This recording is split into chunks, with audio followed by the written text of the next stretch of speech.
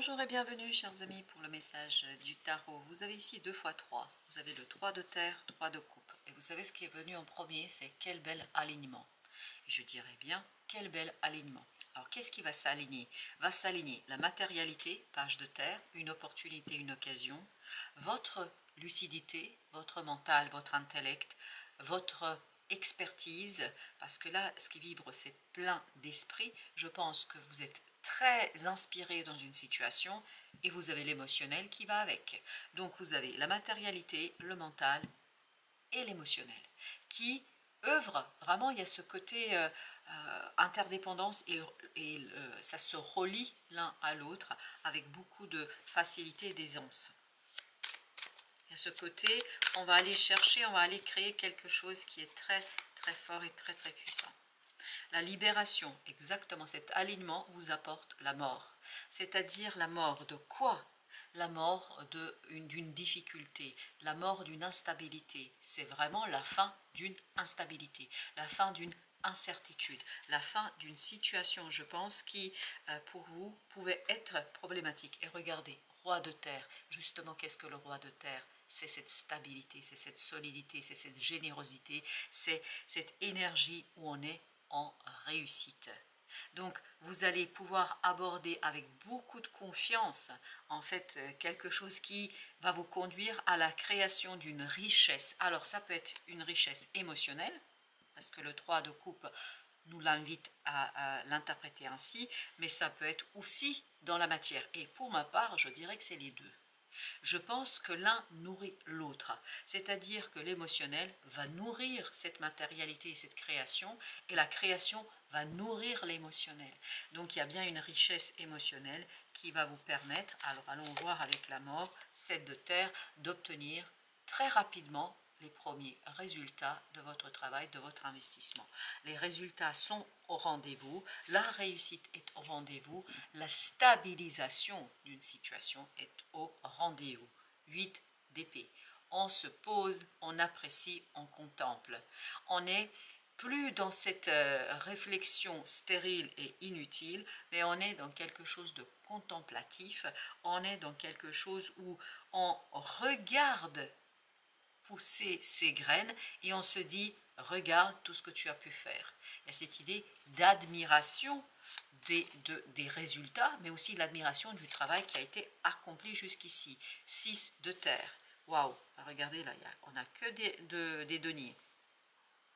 6 de terre nous parle justement de la générosité dans la matérialité. Donc il y a quelque chose qui va venir vers vous et il y a encore cette notion et cette vibration que la matérialité nourrit l'émotion, l'émotion nourrit la matérialité.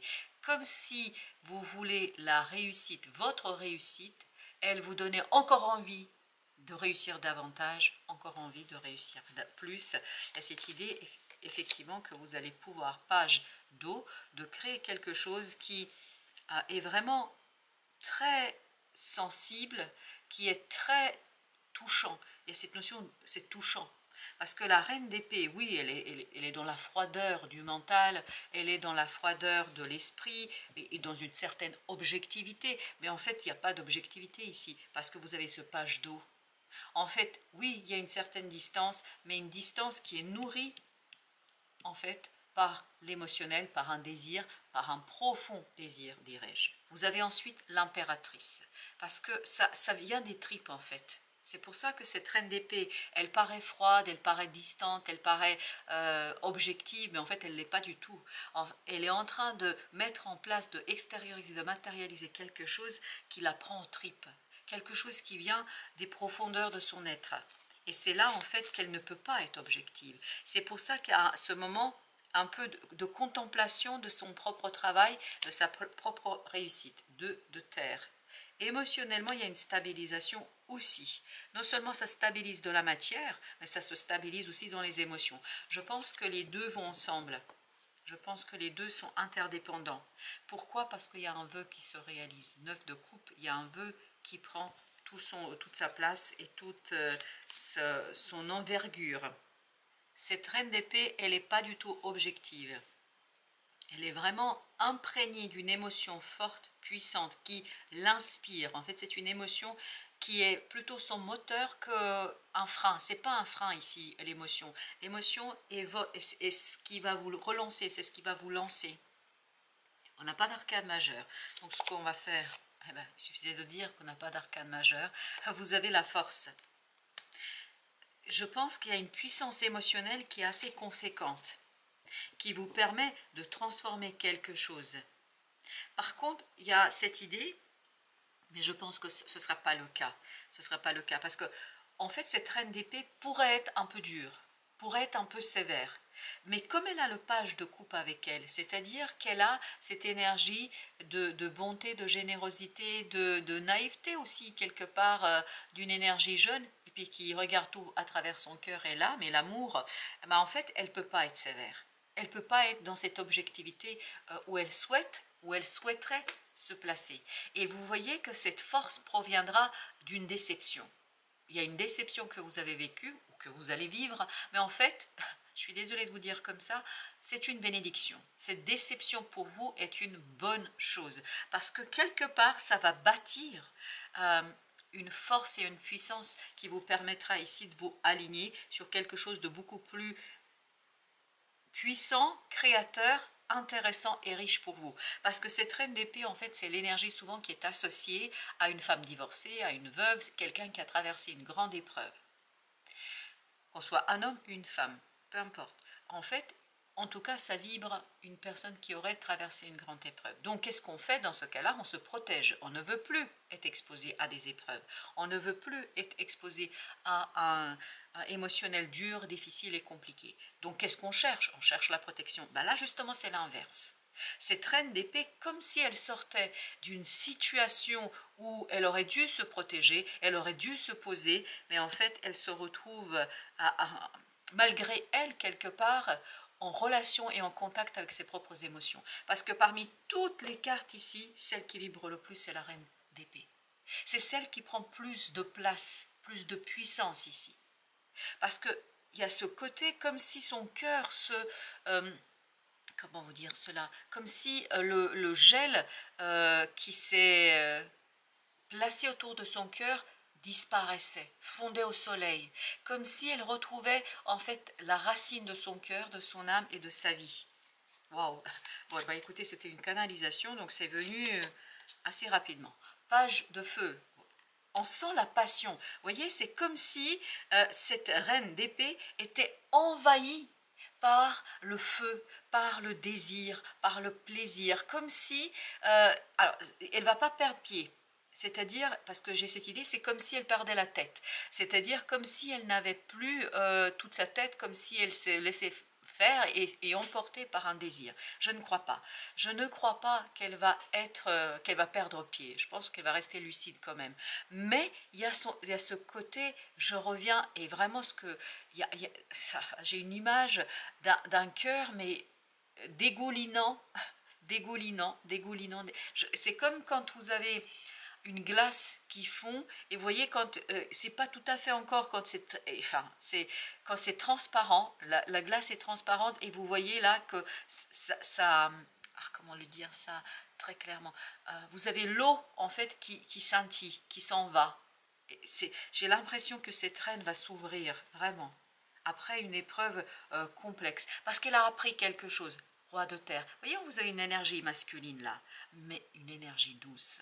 C'est pas le roi d'épée, on n'est pas dans ce côté. Et de l'autre côté, vous avez ce côté phallique de ce page de feu. Vous avez des bâtons quand même. Et là, au dos deck, vous avez ce roi de terre. Donc vous avez cette énergie calme, apaisée, et vous avez cette stabilité. Alors on m'a invité de mettre une sur la 11, page d'air. Je pense qu'il y a quelque chose que vous avez appris. Et on sent dans la reine d'épée qu'elle sort d'une épreuve avec une leçon de vie. Mais qui l'empêche pas d'aller chercher quelque chose de profond en elle, qui ne l'empêche pas d'être elle-même. Exactement, parce que grâce à cette leçon, elle va arriver à un certain équilibre. Grâce à cette épreuve, en fait, elle va sortir grandie. Elle va sortir, parce qu'il y a des épreuves qui peuvent nous détruire, mais il y a des épreuves aussi qui peuvent nous faire grandir. Et c'est ce qu'on appelle la résilience. La résilience, c'est cette capacité de faire avec la vie, Parce que la condition humaine est celle-ci, c'est-à-dire qu'on se retrouve projeté dans un monde qu'on ne connaît pas, projeté dans un monde souvent pas voulu, pas désiré, mais quoi qu'il en soit, là, cette leçon de vie pour notre reine d'épée est une bénédiction. Et en fait, il y a encore cette idée de dégel. Je ne sais pas pourquoi, mais voilà, je vous le livre tel que ça vient. L'empereur, avec tous ces deniers, avec toutes ces cartes de page de terre, 3 de terre, 7 de terre, et l'autre c'était 6 de terre, vous avez l'empereur. Vous avez en fait une force, une stabilité dans la matière. Et c'est pour ça que cette reine d'épée, en fait, peut enfin être satisfaite. Parce que je pense qu'elle a dû être dure là. Et vous avez dû être dur. Vous avez dû vous imposer dans quelque chose. Parce que, en fait, il y avait une blessure profonde. Il y avait une blessure très très difficile, je pense, à intégrer, à vivre. Et maintenant qu'elle est tranquille, qu'elle est stable, elle peut aller vers ces pages, c'est-à-dire vers un renouveau énergétique au niveau mental, au niveau du cœur, hein, au niveau aussi du désir et du plaisir. 8 de feu. Non seulement vous êtes stable dans la matière, mais en plus vous avez des synchronicités qui vous disent « Hey, c'est bon, prends ton pied ». Voilà, c'est comme ça que ça vient, donc je vous le dis.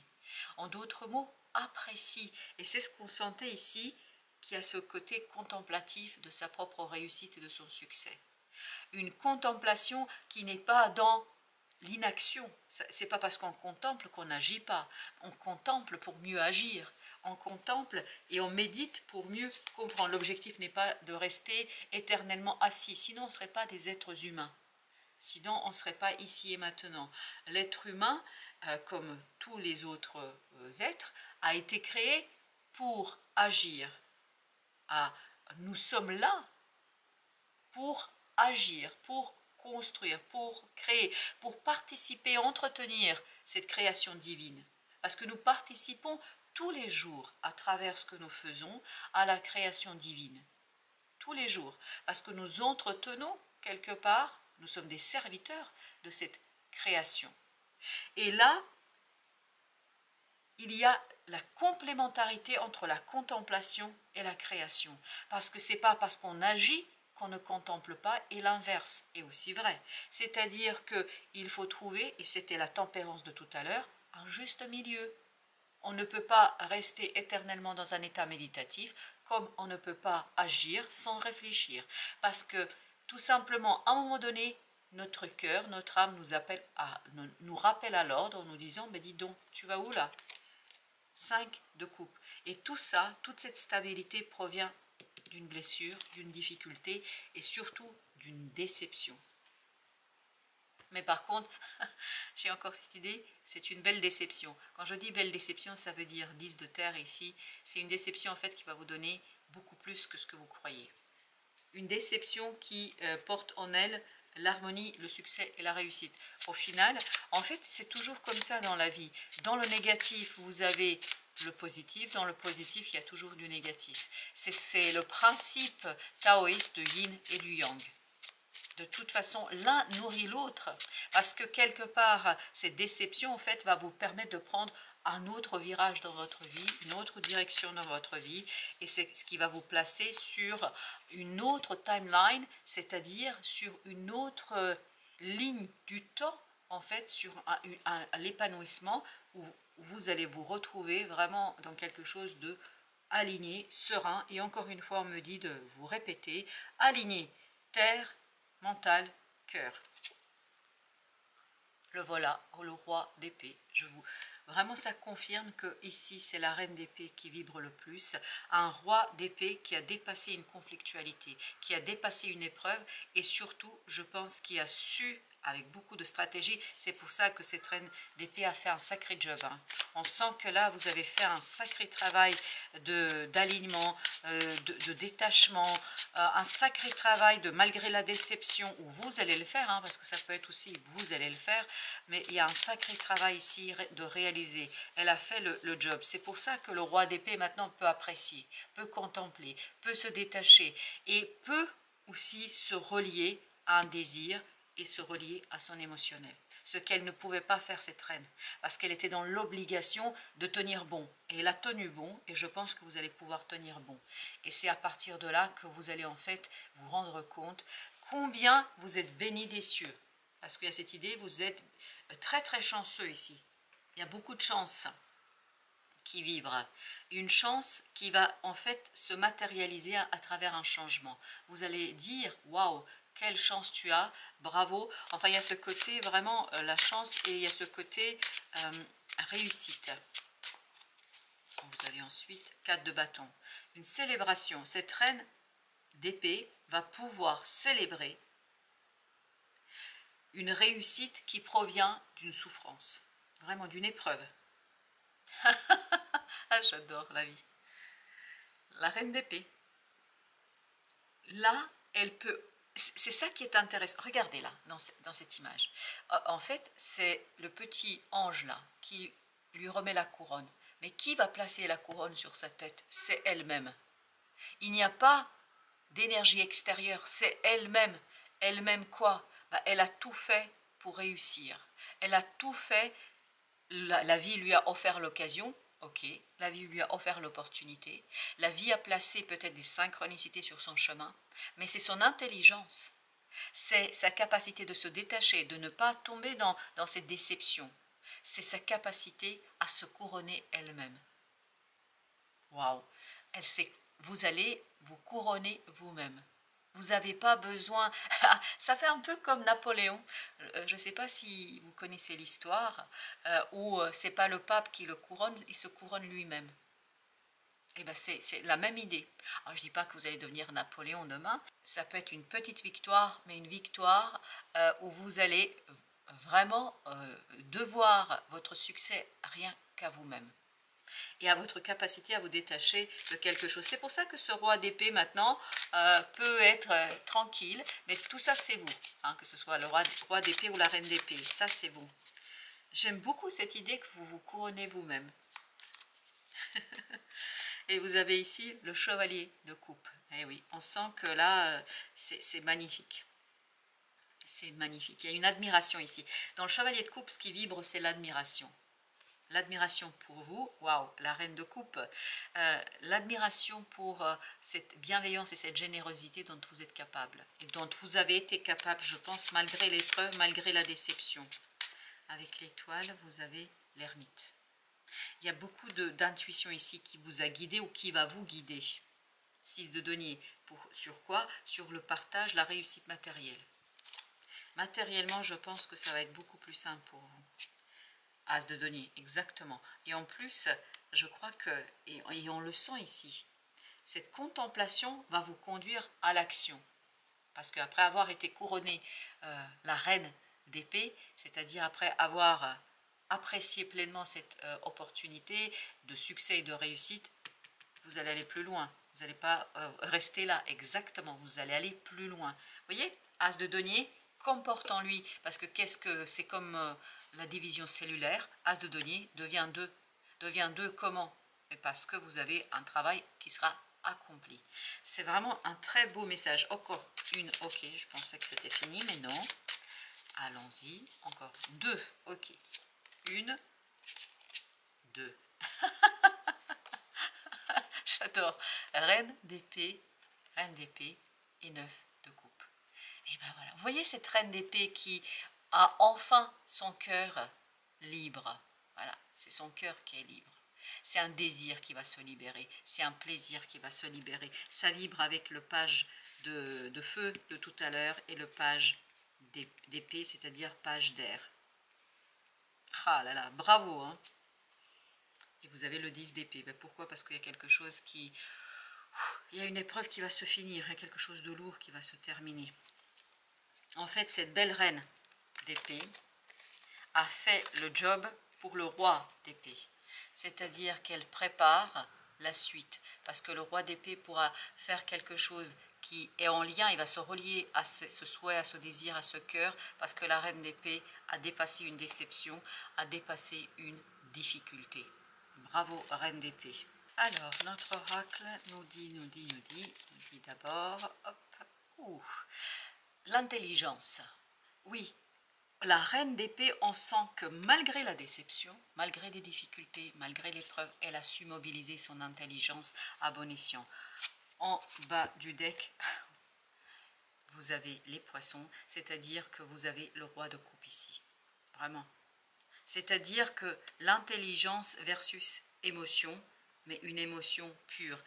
On peut enfin, cette reine d'épée, non mais vraiment elle est très très importante dans ce tirage, elle peut enfin regarder ses émotions avec beaucoup de sérénité, avec beaucoup de bienveillance, parce qu'il y a ce côté contemplatif qui ressort encore. Est-ce que vous contemplez le succès? Ça, il n'y a pas de doute, hein. C'est ce qu'on avait ici. Mais par contre, vous contemplez aussi vos émotions, je crois. En tout cas, c'est le message que nous avons. Et ça va, cette contemplation, ce retour peut-être aussi sur les émotions du passé, sur cette déception, va vous conduire à aller beaucoup plus loin, à vous libérer encore davantage. Communique avec ton guide de lumière. Échangeons ensemble avec complicité, que ce soit par la pensée, l'écriture médiumnique, lors de tes méditations ou en rêve. Vous vous souvenez de la contemplation? Ben là, on est en plein dedans. N'hésite pas à me parler et sois attentif aux signes et à toutes les synchronicités que je t'envoie en retour. Et tout à l'heure, on avait le 8 de bâton. Il y a vraiment cette notion de contemplation. Je ne sais pas pourquoi, mais ça insiste lourdement. Après, l'action, contemplation, et avant l'action, la contemplation. Vous voyez, les deux se nourrissent. Message du temps. Allez, qu'est-ce que nous avons pour le message du temps? Ce n'est pas le bon moment. Peut-être ce n'est pas le bon moment pour agir, je crois, par rapport à une situation. Là, vous êtes vraiment invité à une contemplation. Peut-être, et c'est ce que fait ici cette carte, elle contemple l'émotionnel, mais avec beaucoup de sérénité et de distance. Et ce qui est intéressant, et là on m'invite à vous le dire clairement, tout provient d'une déception. Donc ne soyez pas déçus de la déception, parce que cette déception pour vous finalement est une bénédiction. Voilà chers amis, merci de votre visite, à très très bientôt pour d'autres messages de la vie et du tarot.